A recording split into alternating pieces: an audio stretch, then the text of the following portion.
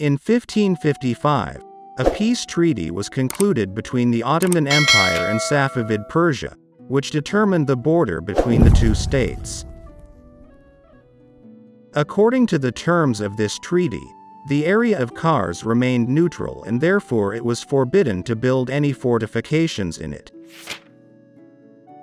A rather long period of peace and tranquility ensued, which lasted until the death of Shah Tahmasp I. The new Shah Ismail II was not such a wise and prudent ruler as his father. He began his reign with repression.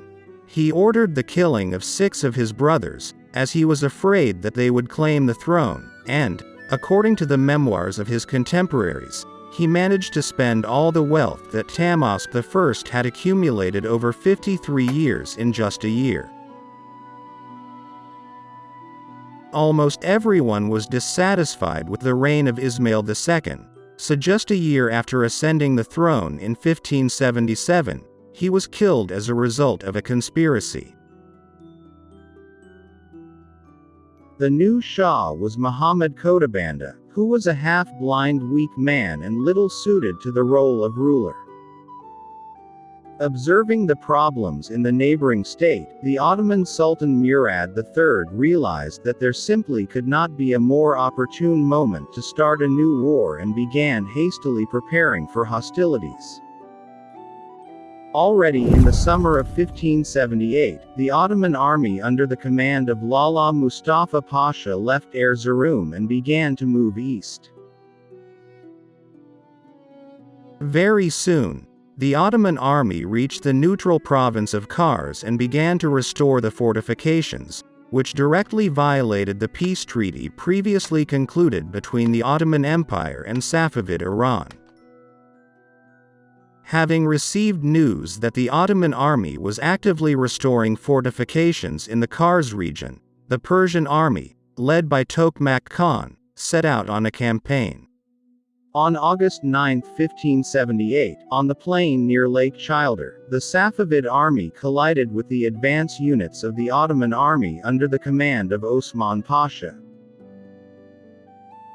At the very beginning of the battle, luck was on the side of the Safavids. Suddenly attacking the Ottoman troops, they began to push them and almost put them to flight, but at that moment the Ottomans received reinforcements from Kars, after which the balance of power changed dramatically. The battle lasted until the morning of the next day. The Safavid army was crushed and they were forced to retreat. After the victory, the Ottoman army began to move towards Tbilisi. Already on August 24, the Ottoman troops captured Tbilisi, after which the kingdom of Kakheti came under the control of the Ottoman Empire. In turn, the Safavids did not resign themselves to defeat and began to hastily gather a new army. On September 8, 1578, the Ottoman army advanced from Tbilisi towards the city of Aresh. Having reached the outskirts of the city, the Ottomans began to experience a serious lack of food, which is why Osman Pasha ordered his people to go to the neighboring fields to harvest. At this time, the Safavid army under the command of Tokmak Khan was located on the opposite bank of the Kura River. The Ottomans did not know that the Safavid detachments were nearby, so they calmly collected food. The Safavids decided to act covertly. They organized an ambush, and at the moment the Ottoman troops approached, they crossed the Kura River and attacked them. Since the attack of the Persians came as a complete surprise to the Ottomans, they could not put up serious resistance and very soon, trembling, began to flee. All the food that the Ottomans managed to collect fell into the hands of the Safavids, but Tokmak Khan decided not to stop there and began to pursue the fleeing enemy. Carried away by the pursuit of the fleeing enemy, the Persians reached the peninsula formed by the rivers Kura and Kanak. After the Safavids defeated the Ottoman foragers, they imperceptibly found themselves in a trap. The fact is that the Ottomans managed to block the exit from the peninsula and the Safavids had to take up defense. Ottoman artillery began shelling the enemy. Since the Safavids could not boast of the presence of artillery, they began to suffer serious losses without being able to respond to the enemy in any way. Some time later, the Ottoman army launched an attack. The Safavids managed to hold back the blow of the Ottoman troops, after which a bloody hand-to-hand fight began. Despite the losses suffered from artillery fire, the Safavids did not plan to surrender and fiercely resisted. At the very height of the battle, a detachment of the Ottomans crossed the river and attacked the rear of the Safavid troops. After the attack in the rear, the Safavids faltered and began to flee. Pursued by the Ottomans, they tried to swim across the river and began to sink. In this battle, most of the Safavid army perished, thanks to which the Ottomans managed to occupy Shirvan with practically no resistance.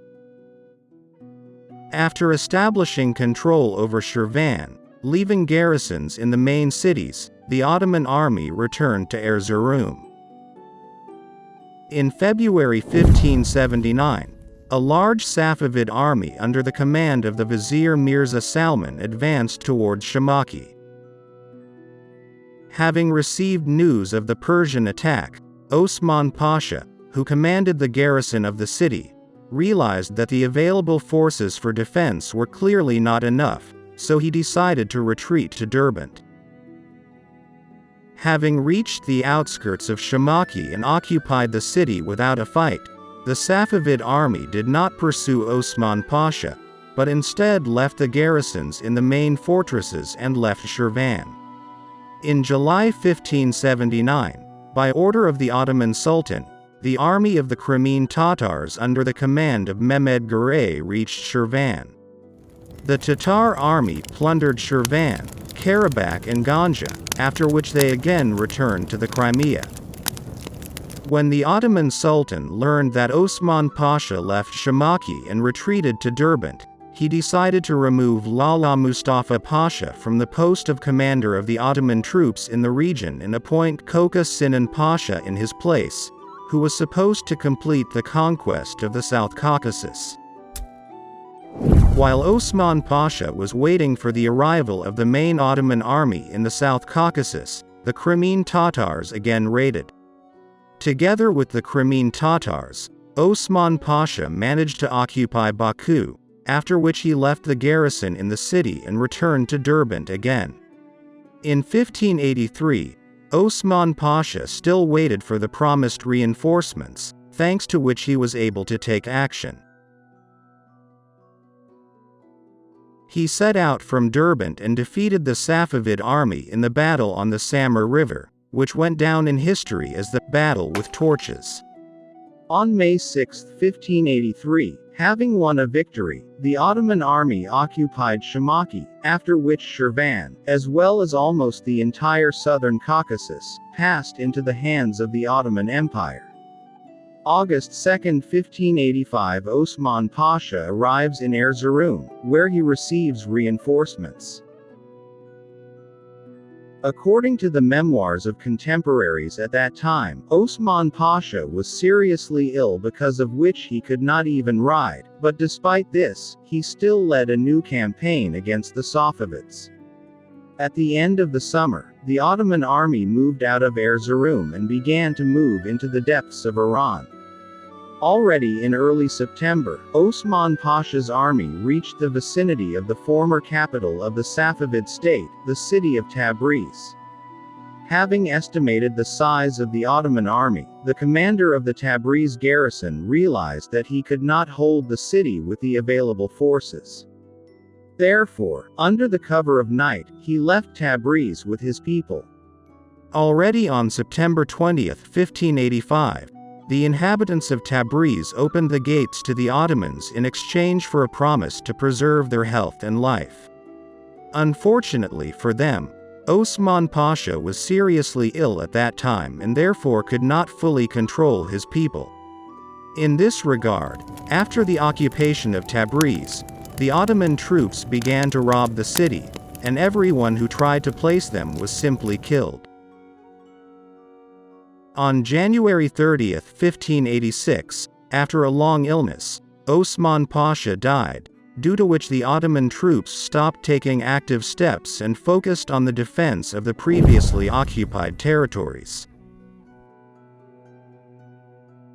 In 1587, the Crown Prince Hamza Mirza was killed as a result of a conspiracy, and the Shah appointed his 13-year-old son Abudalib Mirza as the new heir. At the same time, most of the Kyzylbash tribes did not recognize the new heir and went over to the side of another son of the Shah, the young and energetic Abbas Mirza. In the hope that Abbas Mirza would be a more successful ruler than his father, the Kyzylbash proclaimed him a new Shah. In turn, Muhammad Kotabanda, having lost the support of the army, was forced to transfer the crown to his son Abbas and proclaim him the new Shah. The ruler of the Shaibanid state, Abdullah Khan II, took advantage of the instability in the Safavid state. On February 17, 1588, he invaded Iran at the head of his army and captured the city of Herat, after which he managed to establish control over all of eastern Khorasan. Abbas Mirza found himself in a very difficult situation, as he had to wage war on two fronts. Taking advantage of the situation, the Ottoman commander of the Tabriz garrison decided to expand the territory under his control. Having met practically no resistance, he was able to take the cities of Sarab, Ordubad, Murad and Gyargyar without a fight.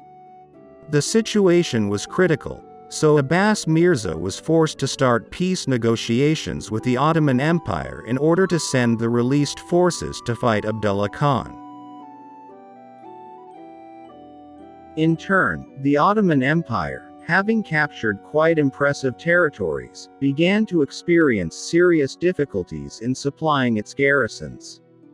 The fact is that the occupied territories were inhabited by Shiites hostile to the Ottomans, who waged a real guerrilla war. They attacked the Ottoman carts, because of which the garrisons of the fortresses experienced a constant shortage of food. The Ottomans, of course, were ready to continue the war, but they could not refuse the opportunity to make peace on favorable terms. On March 21, 1590, the Treaty of Constantinople was signed, which contained the following points. Prohibition of officially pronounced reproaches and curses against the first three caliphs Abu Bakr, Umar and Usman. In addition, the Shah was forced to recognize the transfer of Tabriz, Karahadik, Ganja, Shirvan, Georgia, Karabakh, Luristan and Nehaven to the rule of the Ottoman Sultan, as well as to abandon raids on these territories. Moreover, the Shah was forced to refuse patronage to persons who are guilty of rebellions against the Ottoman government. The terms of the agreement were not favorable for the Shah, but having made peace with the Ottomans, he got the opportunity to concentrate his forces on the fight against Abdullah Khan, whose invasion was a threat to the existence of the Safavid state. At the same time, the Safavids did not accept the loss of territories, and therefore a new war was inevitable. If you liked this video, be sure to subscribe to my channel. Let's explore history together.